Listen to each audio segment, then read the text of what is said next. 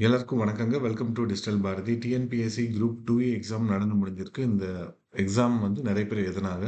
Almost ஒரு 750 போஸ்ட்டுக்கான exam அப்படின்றது நடந்தது. Mains exam.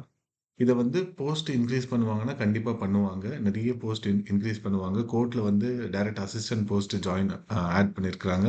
ஸோ அது வந்து அடெண்டம்ல சேருங்க. இந்த மாரி நெறைய போஸ்ட் ஆட் ஆகும். ஆல்மோஸ்ட் ஒரு 900 போஸ்ட் வரைக்கும் வருவதற்கான டோட்டலா 150 டூ 200 போஸ்ட் வந்து ஆட் ஆகறதுக்கு நெறைய வாய்ப்புகள் இருக்கு. 1000 கூட வரலாம். புது கவர்ன்மென்ட் ஃபார்ம் ஆனதுக்கப்புறம் வேகன்சி நெறைய போட்டு உங்களுக்கு வந்து அடெண்டம்ல வருவதற்கு வாய்ப்புகள் நெறைய இருக்கு. ஓகே. இதுல கட் ஆஃப் எவ்வளோ இருக்கும் அப்டின்ட்டு நெறைய பேர் வந்து கேட்குறாங்க. ஸோ ஃபைனல் கீ அதாவது டென்டேட்டிவ் கீ டிஎன்பிஎஸ்சியோட டென்டேட்டிவ் கீ வந்து அதில எவ்வளோ மார்க் இருக்கோ அத வச்சு நம்ம கட் ஆஃப் அப்டின்றத முடிவு பண்ணலாம். ஸோ அதுக்கு முன்னாடி நம்ம வந்து நான் இன்னைக்கு கொஸ்டின் பேப்பர் வந்து கீயோட நான் போடுறேன் அப்டின்னாங்க. மோஸ்ட்லி ஆல்மோஸ்ட் எல்லாம் ரெடி ஆயிருச்சு. நாளைக்கு காலையில போல நாங்க போட்டுர்றோம். ஸோ இத எப்படி போட்டிருக்கோம் அப்படின்னா, கொஸ்டின் பேப்பர் வித் அதனுடைய ப்ரூஃப் இருக்கா? கரெக்ட்டா இருக்கா? ஸ்டேட்மெண்ட் கரெக்ட்டா இல்லையா? அப்படின்றது அதனோட சேர்த்து நம்ம போடுறோங்க. ப்ரூஃப்னா நான் இந்த புக்லேருந்து இந்த பாயிண்ட் எடுத்தேன். ஸோ அதுவே ஒரு பேத்தலான விஷயம் தான். இது மாரி தேடி எடுத்தோம்னா, எல்லா புக்லும் ஏதாவது இருக்கும். அது எதுக்காக நம்ம நெறைய வியூ பண்ணுவோம் அப்படின்னா, அந்த புக்ல நம்ம தேடி படிக்கணும் அப்படின்றதுனால. இந்த எக்ஸாம் அப்படின்றதே இந்த ஒரு புக் வெங்கடேசன் புக் மட்டும் படிச்சா போதும் அப்படின்றதே கிடையாது. நம்ம நெறைய சோர்சஸ் யுனிவர்சிட்டி சோர்சஸ் ரொம்ப முக்கியமானது. அத நம்ம படிக்கணும். யுபிஎஸ்சி சோர்சஸ் ரொம்ப முக்கியமானது. அதையும் நம்ம படிக்கணும். அப்புறம் டிஎன்பிஎஸ்சி சோர்சஸ். இப்ப வ ரயத்வாதி அப்படின்னு நம்ம குடுத்துருக்காங்க அப்படின்னு வச்சுக்கோங்களேன். ஆம் சர் சர் தாமஸ் மன்றோ வந்து இன்ட்ரோடியூஸ் பண்ணாரு அப்படின்னா, இந்த ரயத்வாரி பத்தியான எல்லா விவரத்தையும் நம்ம எடுத்து நம்ம போட்டுருக்கணும். இப்ப எங்களுடைய ஆ நேத்து வீடியோல சொல்லியிருந்தேன். ஸோ நம்ம ஆல்மோஸ்ட் ஒரு 34 டெஸ்ட் ஆல்மோஸ்ட் 7000 கொஸ்டின்ஸ் அப்படின்றத நம்ம எடுத்திருந்தோம். ஸோ, அதுல எடுத்த கொஸ்டின்ஸு இது பாருங்க ஆல்மோஸ்ட் ஒரு 1700 பேஜஸ் இந்த டாக்குமெண்ட் மட்டும் இருக்குங்க. 1700 பேஜஸ் இருக்கு மொத்தமா இதுல. ஸோ, அ இது வந்து ஒன்லி நெறைய இது வந்து பார்த்தீங்கன்னா, இங்கிலீஷ்ல மட்டும் தான் இருக்கும். தமிழ்ல இருக்காது. ஆல்மோஸ்ட் ஒரு டெஸ்ட்டும் 80, 90 பேஜஸ் அப்படின்றது கொஸ்டின் பேப்பர் மட்டுமே இருந்தது. ஓகே. இதுல நான் ரயட் அப்படின்ட்டு நான் சர்ச் பண்ணாவே, அதுல மொத்தமா வந்து பார்த்தீங்க அப்படின்னா, எவ்வளோ காமிக்குது அப்படின்னா, ஒரு 17 மேட்சஸ் அப்படின்றது காமிக்குதுங்க. ஸோ ரயத்வாரி வந்து எதுக்காக இன்ட்ரோடியூஸ் பண்ணாங்க? யாரால இன்ட்ரோடியூஸ் பண்ணப்பட்டது? ரயத்வாரியில யார் யாரெல்லாம் இருந்தாங்க? அத வந்து அலெக்சாண்டர் ரீட் இருந்தாரா? தாமஸ் முன்ரோ இருந்தாரா? ஸோ ரயத்வாரி வந்து அ இது பாருங்க மெட்ராஸ் மற்றும் பம்பாயில் ஆங்கிலேயர்களால் அறிமுகப்படுத்தப்பட்ட ரயத்வாரி முறை எந்த பிரிட்டிஷ் அதிகாரியால் உருவாக்கப்பட்டது? ஸோ இது ஸ்கூல் புக் பேஸ்டு இருக்கக்கூடிய டைரக்ட் கொஸ்டின். பாளையக்காரன் முறை வந்து எதனால ரீப்ளேஸ் பண்ணப்பட்டது? அப்படின்னா ரயத்வாரியில் தான். அ அ அதான் சென்னையில இன்ட்ரோடியூஸ் பண்ணாங்க. சென்னை மாகாணத்துல. அதனால ரீப்ளேஸ் பண்ணப்பட்டது. ரயத்வாரி வந்து இனிஷியலா அது இயர்லியராவே ஆரம்பிக்கப்பட்டது. ஆம் அதுக்கப்புறம் மெட்ராஸ்ல இன்ட்ரோடியூஸ் பண்ணவர் தான் வந்து முன்ரோ அப்படின்றவரு இன்ட்ரோடியூஸ் பண்ணாரு. சரிங்களா? ஸோ தமிழ்நாட்டுல எங்கெங்கலாம் இருந்தது அப்படின்னா, மலபார், அப்புறம் கனரால இருந்து, கோயம்புத்தூர்ல இருந்தது, மதுரா அண்ட் திண்டுக்கல்ல இந்த ரயத்வாரி முறை அப்படின்றது இருந்தது. அதுக்கப்புறம் பார்த்தீங்க அப்படின்னா, ம் ஸோ இதனுடைய எவ்வளோ பங்கு வந்து இந்த ரயத்வாரியில உழவர்கள் நேரடியாக அரசாங்கத்திற்கு தந்தாங்க. ஸோ அதுவும் இருக்கும். ஸோ எந்தெந்த டிஸ்ட்ரிக்ட்ல இருந்தது எல்லாமே நம்ம கொஸ்டின்ஸா எடுத்திருந்திருப்போம்.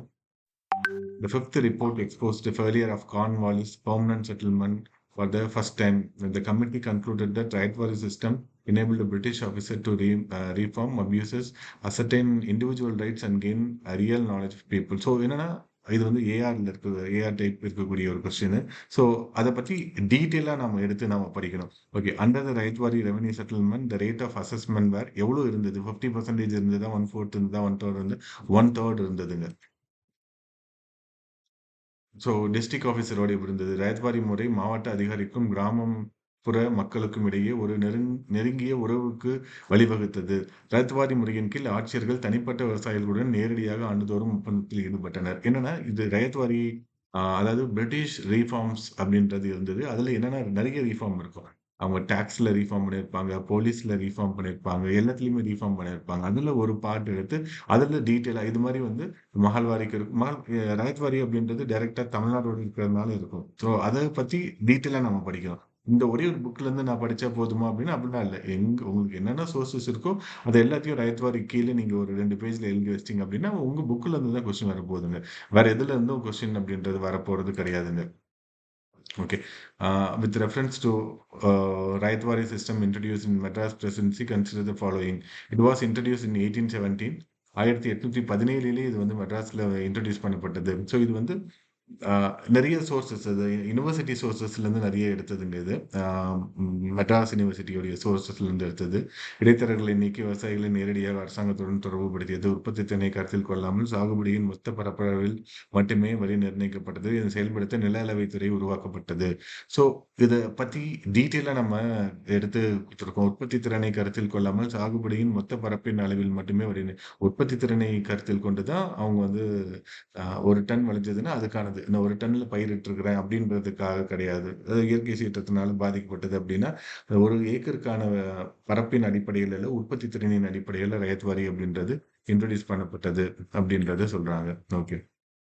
ஸோ ரயத் வாரி இன்ட்ரோடியூஸ்டு எந்த வருஷம் இன்ட்ரோடியூஸ் பண்ணியிருக்காங்க சரிங்களா? அதே மாரி மெட்ராஸ் நேட்டிவ் அசோசியேஷன் வந்து one of it earliest petition demand the abolition of ryotwari system. Rayat வாரி சிஸ்டத்தை எதிர்க்கணும் அப்படின்றதுனால தான் சென்னை சுதேசி சங்கம் அப்படின்ற அமைப்பே ஏற்படுத்தப்பட்டது. ஸோ ஒரே ஒரு விஷயத்துக்கு அப்புறம் பாருங்க, எவ்வளவு விஷயங்கள் அது சார்ந்து நெறைய இருக்குதுங்க. ஓகே. ஸோ ரயத் வாரி செட்டில்மென்ட் வந்து யார் ஆரம்பிச்சாங்க? ஸோ என்னன்னா, ஒரே ஒரு ரயத் வாரி. அது சுத்தி இருக்கக்கூடிய எல்லாத்தையும் நம்ம தேடி கண்டுபிடிச்சு எடுத்துட்டோம் அப்படின்னா போதும். அவ்வளோதான். ஸோ அதுக்கு மேல ஒண்ணும் கிடையாதுங்க. ஓகே. ஸோ இதுல வந்து கொஸ்டின் வந்து என்ன கேட்டிருக்காங்க? இந்த which of the following fact sir Thomas Munro பத்தி கரெக்ட்டா இருக்கு? He introduced ryotwari system கரெக்ட்டுங்க. He donated a big vessel to a Tirupati Tirumala temple. இது முன்ரோ கங்கலம் அப்படின்ட்டு சொல்றாங்க. இதுவும் இருக்குங்க. இதுவும் வந்து டேட்டா இருக்கு. ஸ்டேட்மெண்ட் வந்து கரெக்ட்டான டேட்டா இருக்கு. இது வந்து நான் வெங்கடேசன்ல இந்த பேஜ்ல இருந்து எடுத்தேன். அப்படிலாம் கிடையாது. நீங்க வந்து அ இந்த சர் தாமஸ் முன்ரோ பத்தி படிக்கிறப்ப, அத எல்லாத்தையும் நம்ம பார்க்கணும்.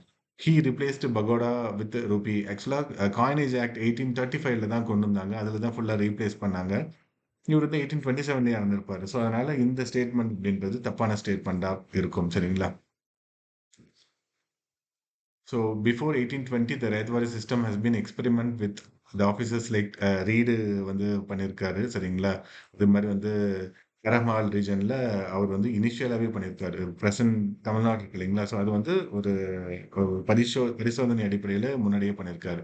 When Sir Thomas Munro became governor of Madras in 1820, he formally introduced the expanded right system throughout the Madras presidency. So இது அதான் ஏர்லியராவே 1817லயே நம்ம இன்ட்ரோடியூஸ் பண்ணியிருக்காங்க அப்படின்னு சொன்னோம். இது வந்து ஃபார்முலா ஃபுல்லா இன்ட்ரோடியூஸ் பண்ணது sir Thomas Munro. So sir Thomas Munro பத்தி படிக்கிறப்ப நம்ம இத ஃபுல்லா நம்ம தேடி படிக்கணும். ஸோ அடுத்த கொஸ்டின் பார்த்தீங்கன்னா, சேரர்களுடையது என்ன? ஸோ சேராஸ் வந்து வஞ்சி தான். தொண்டி கரெக்ட்டு. சோலாக்கு வந்து உறையூர் இருக்கும், பூம்புகார் இருக்கும். பாண்டியாவுக்கு வந்து மதுரை இருக்கும், கொர்க்கை இருக்கும். சரிங்களா? 1 அண்ட் 4 அப்படின்றது கரெக்ட்டா இருக்கும். இதெல்லாம் ரொம்ப ட்ரிக்கியான கொஸ்டின். கீழடியில் கிடைத்த பானையில் தமிழ் எழுத்துக்கள் பொறிக்கப்பட்டிருந்தது. கரெக்ட்டு. அதுல வந்து குவீரன், ஆதன், ஆதன். ஸோ இப்ப நான் இமேஜஸ் போட்டிருக்கேன் பாருங்க. ஸோ இத பார்த்தீங்கன்னாவே தெரியும். ஸோ நான் ஒரு ஸ்டூடண்ட் அவர் ரொம்ப நல்லா படிப்பாரு. அவரோட நான் பேசிட்டு இருக்கிறப்ப, சார் நான் வந்து கீழடி அந்த மியூசியத்துக்கு போயிருந்தேன். அங்க வந்து அ அ நான் பார்த்தப்ப, இது வந்து என்னன்னா, ஒரு அ செல்லர் வந்து வித்ததுக்கு அப்புறம் அந்த ஓனர் வாங்கி, ஓனர் வந்து அவருடைய பேர அந்த பானையில எழுதிக்கிறாரு. அதாவது இது வந்து கிளேவா இருந்து பானையா மாறுறப்ப எழுதுனா அப்படின்னா, அந்த அச்சு இருக்கும். அது வேற மாதிரி இருக்கும். கீழடியில் கிடைத்த பெரும்பான்மையான பானைகளில், பானை உலர்ந்த நிலைக்கு பின்பே எழுத்துக்கள் பொறிக்கப்பட்டுள்ளது அப்படின்றது கரெக்ட்டு. சரிங்களா? At Keezhadi the inscriptions were post firing and engraved by owner after purchasing the pots not potters during manufacturing. சரிங்களா? ஸோ இது வந்து பார்த்தீங்கன்னா டாக்குமெண்ட் இருந்தது. ஸோ அதிலிருந்து எடுத்தது. நீங்க ஒரு கீழடி பத்தி படிக்கிறீங்கன்னா, அதுல என்னென்ன கிடைச்சது அப்படின்னா, கிடைச்சதுல என்னென்ன இருந்தது அப்படின்றத வச்சு நாம பார்க்கணும். கடவுளரின் உருவம் பொறிக்கப்பட்டதெல்லாம் இல்லவே இல்ல. கடவுளரின் உருவம் பானையில பொறிக்கப்படவில்லை. சரிங்களா? ஸோ கடவுளின் உருவங்கள் இருந்தது. ஆனா பானையில பொறிக்கப்படவில்லை. பானையில எழுதப்பட்ட எழுத்து ஒரே எழுத்தமையில் இருந்தது. வேற வேற மாரி எழுத்தமையில் தான் இருந்தது. ஸோ வேற வேற ஒரே ஸ்கிரிப்ட்டா இல்ல, வேற வேற ஸ்கிரிப்ட்ல இருந்தது அப்படின்றதையும் சொல்றாங்க. ஸோ 1 அண்ட் 2 மட்டும் தான் கரெக்ட்டுங்க இதுக்கு. Okay. So Lokman Tilak preferred to replace Swaraj and redesigned it as home rule movement ஆக லோக்மானிய திலகர் ஸ்வராஜ் இயக்கத்தை தன்னாட்சி இயக்கம் என்று மறுஉருவம் கொடுத்து மாற்றியமைத்தார். ஸோ மறுஉருவம் கொடுத்து மாற்றி அமைக்கவில்லை. சுயராஜ்யம் எனது பிறப்புரிமை அடைந்தே தீருவேன் அப்படின்றத கடைசி வரைக்கும் சொல்லியிருந்தாரு. He preferred fertile ground for Swaraj through his home rule movement. அதாவது ஸ்வராஜ்யம் அப்படின்றது அவருடைய முக்கியமான நோக்கம். ஸோ அப்ப கூற்று வந்து தப்பா குடுத்துருக்காங்க. ரீசன் அப்படின்றது ஸ்வராஜ் என்ற சொல் ஆங்கில அரசிற்கு முற்றிலும் விரும்பத்தகாததாக இருந்தது. இது மேலும் ஒரு துரோக சொல்லாக கருதினார்கள். கரெக்ட்டுங்க. சரிங்களா?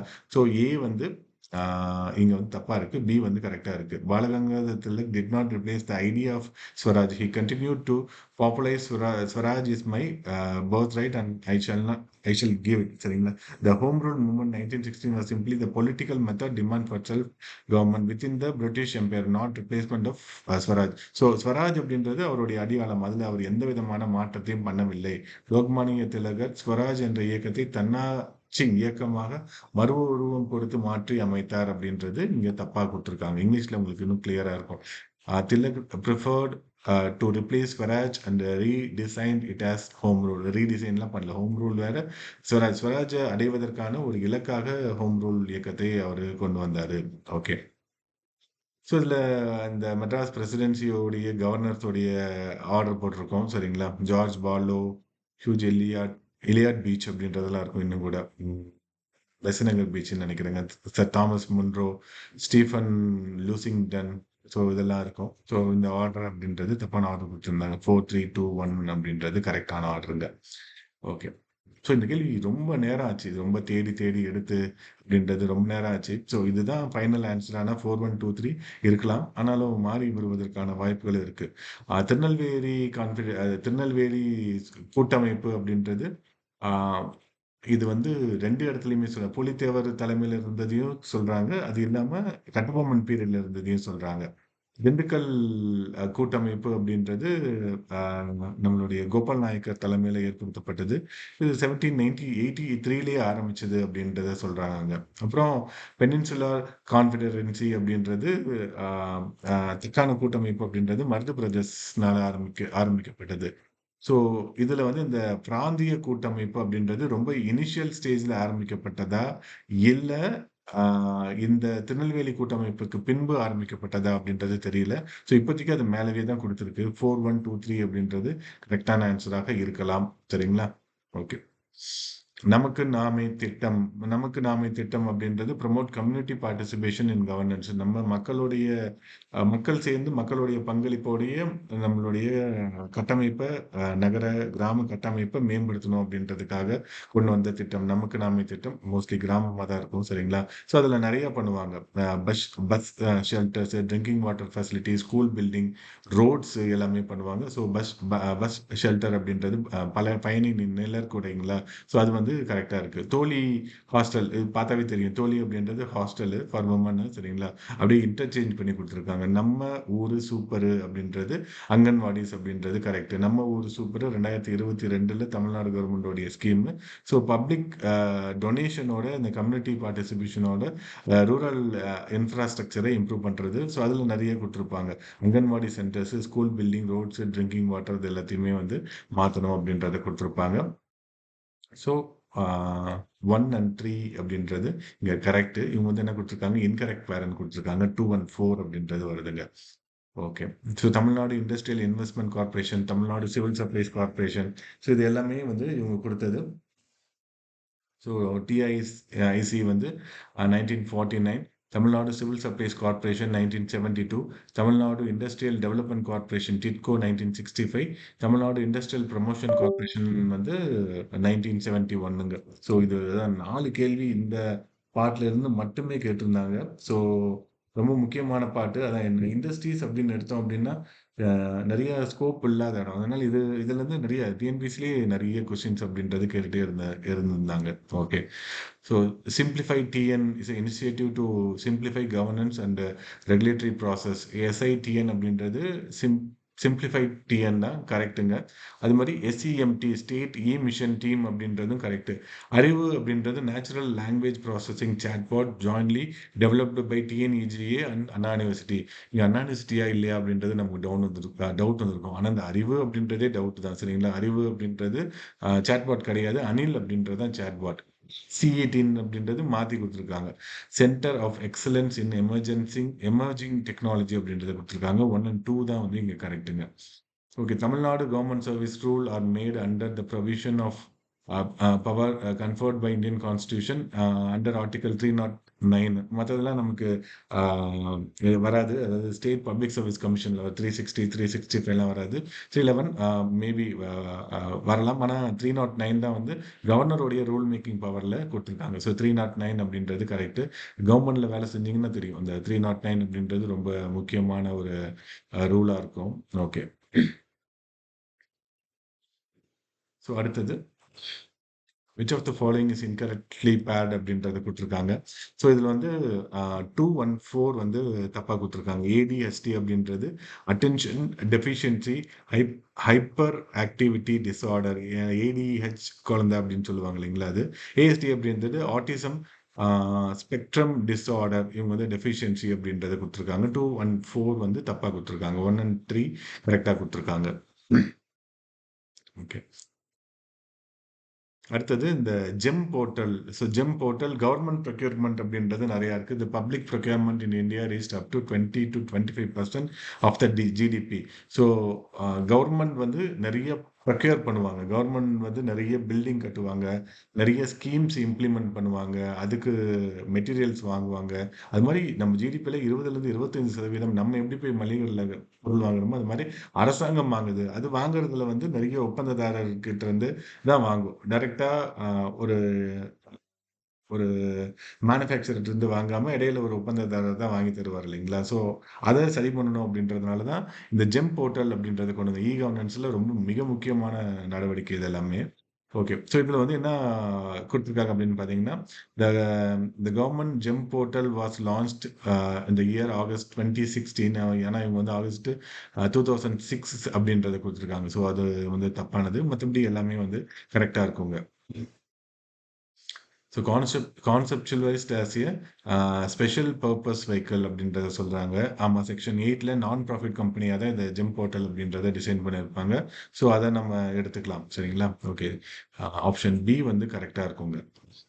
இதெல்லாம் ரொம்ப ஈஸியான கொஸ்டின். தார் கமிஷன் எந்த வருஷம்? State reorganisation commission 1948 constituted by constituent அசெம்பிளில போடப்பட்டது. மண்டல் கமிஷன் 1979 யார் போட்டாங்க? யார் பீரியட்ல ரிப்போர்ட் தந்தாங்க? யார் அத இம்ப்ளிமெண்ட் பண்ணாங்க? எப்ப சட்டம் நடைமுறைக்கு வந்தது? அதெல்லாம் ரொம்ப முக்கியமானது. ஸ்வரன் சிங் கமிட்டி சரிங்களா? Ashok Mehta committee. So option A அப்ப இது இந்த பிடிஎஃப் நான் டிஸ்கிரிப்ஷன்ல தரேங்க. ஃபுல்லா இத போட்டு முடிச்சதுக்கப்புறம் இது மாரி 200 கொஸ்டினுக்கு இது மாரி நம்ம பண்ணியிருக்கோம். ஸோ, அத நான் உங்களுக்கு தரேன் நானு. ஸோ, டைம் ரொம்ப ஆகுறதுனால, நான் இன்னும் ஒரு ஃபியூ கொஸ்டின்ஸோட நான் அத முடிச்சுக்கிறேன் நானு. Okay. Which of the following features of amending Indian constitution requires rati uh uh ratification by not less than half of the state legislature. நம்ம எல்லாரும் என்ன பண்ணுவோம் அப்டின்னா, abolition of new addition of new principal. Principal அப்டின்னா, இங்க வந்து அரசு வழிகாட்டும் நெறிமுறை கோட்பாடு. அது ஒண்ணும் ஒரு மேட்டரே கிடையாது. அத சேர்த்துக்கலாம் நம்ம. அ அதே மாரி அதுக்கு வந்து 368ல பாதிக்கும் மேற்பட்ட மாநிலங்களுடைய ஒப்புதல் தேவையா அப்படின்னா, அது தேவையில்லைங்க. அபாலிஷன் ஆஃப் ஃபண்டமெண்டல் ரைட்ஸ் இதுதான் நமக்கு பயங்கரமா குழம்பும். ஃபண்டமெண்டல் ரைட்ஸ்னா ரொம்ப முக்கியமானது. அத சேர்க்கணும் அப்படின்னா, மாநிலங்களுடைய ஒப்புதல் தேவை அப்படின்றத நம்ம சொல்லுவோம். இப்ப ஆர்டிகிள் 31 வந்து எடுத்தாங்க. அது வந்து சட்டத்திற்கான உரிமை. அப்ப பாதிக்கும் மேற்பட்ட மாநிலங்களுடைய ஒப்புதல வாங்குனாங்களா அப்படின்னு பார்த்தீங்கன்னா, வாங்கலைங்க. ஸோ, அப்ப அது வந்து ஸ்பெஷல் மெஜாரிட்டி தான். அது special majority with state concern அப்படின்றது கிடையாது. Amendment is the power of supreme court. Supreme கோர்ட்ல கண்டிப்பா பண்ணணும். சரிங்களா? அடிஷன் ஆஃப் நியூ பிரின்சிபல் வந்து இத நான் டீட்டெயிலா எழுதியிருப்பேன். நீங்க பாஸ் பண்ணி படிச்சுக்கோங்க. அபாலிஷன் ஆஃப் ஃபண்டமெண்டல் ரைட்டும் அப்படின்ட்டு சொல்லியிருப்போம். அமெண்ட்மென்ட் ஆஃப் சுப்ரீம் கோர்ட் 124-147 சரிங்களா? 214-231 ஹை கோர்ட்ல வரும். இத நம்ம மாத்தணும் அப்படின்னா, கண்டிப்பா ஸ்டேட்டோடைய கன்சர்ன் கண்டிப்பா தேவை. Changing the power of states அதாவது மாநிலங்களின் அதிகாரங்களின் மாற்றம். அதாவது அட்டவணை 7ல ஏதாவது சீர்திருத்தம் பண்றதா இருந்தா, அப்பவும் வந்து பாதிக்கும் மேற்பட்ட மாநிலங்களின் ஒப்புதல் அப்படின்றது தேவை. 3 அண்ட் 4 தான் கரெக்ட்டுங்க. நிறைய அகாடமில இத தப்பா குடுத்துருக்காங்க. மாத்தி குடுத்துருக்காங்க. ஸோ, அத நம்ம சரி பண்ணிக்கணும். இதுதான் எக்ஸாக்ட் ஆன்ஸர். கரெக்ட்டான ஆன்ஸரா இருக்கும். Okay. Under Indian constitution which of the following is not fundamental duty அப்படின்னு குடுத்துருக்காங்க. To promote international peace and security அப்படின்றது டிபிஎஸ்பில ஆர்டிகல் 51ல குடுத்துருப்பாங்க. Promote international peace and security ஒரு மாநிலத்தோட அதாவது ஒரு ஸ்டேட் அப்படின்னா ஒரு நாட்டோடைய கடமை அதெல்லாம். டிபிஎஸ்பி அப்படின்றதே ஒரு மாநிலத்தோடைய அதாவது ஸ்டேட்டோடைய கடமை தான். ஒரு நாடு என்ன பண்ணணும் நம்மளுடைய மக்களுக்கு அப்படின்றது தான். சரிங்களா? ஓகே. இதுவும் ஒரு ட்ரிக்கியான கொஸ்டின். சூப்பரான question. In case of member of Tamil Nadu cabinet wants to resign his or her ministerial post, to whom he or she may submit the resignation letter அப்படின்னு கொடுத்துருக்காங்க.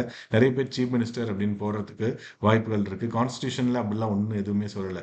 கான்ஸ்டியூஷன்ல கவர்னர் அப்படின்னு தான் சொல்லியிருக்காங்க. If a person wants to resign as a minister, he write the resignation letter to the governor. If a person wants to resign is MLA post, அதாவது அது வந்து லெஜிஸ்லேட்டராக இருந்தாங்க அப்படின்னா அவர் ஸ்பீக்கர் கிட்ட கொடுக்கலாம். சரிங்களா?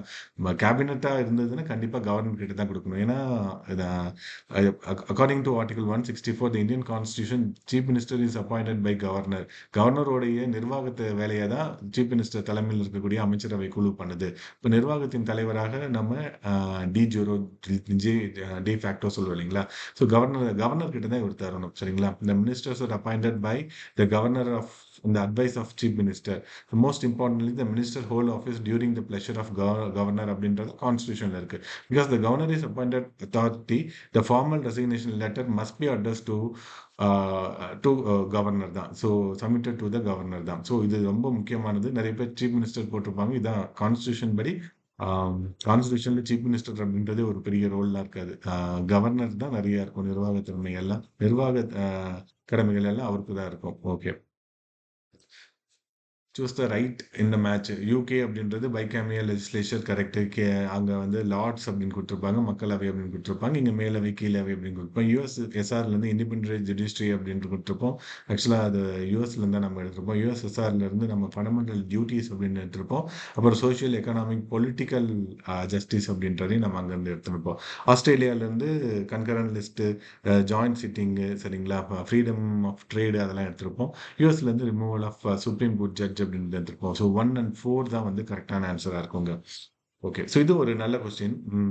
நம்ம வந்து அதான் நமக்கு பிளான் அப்படின்றது அங்கே போய் குழம்பிருக்கோம். வேன் நம்ம பார்த்துருப்போம், மேன் பார்த்துருப்போம், லேண்ட் பார்த்துருப்போம். பிளான்னா என்ன அப்படின்னு தெரியாமல் போயிருக்கோம்.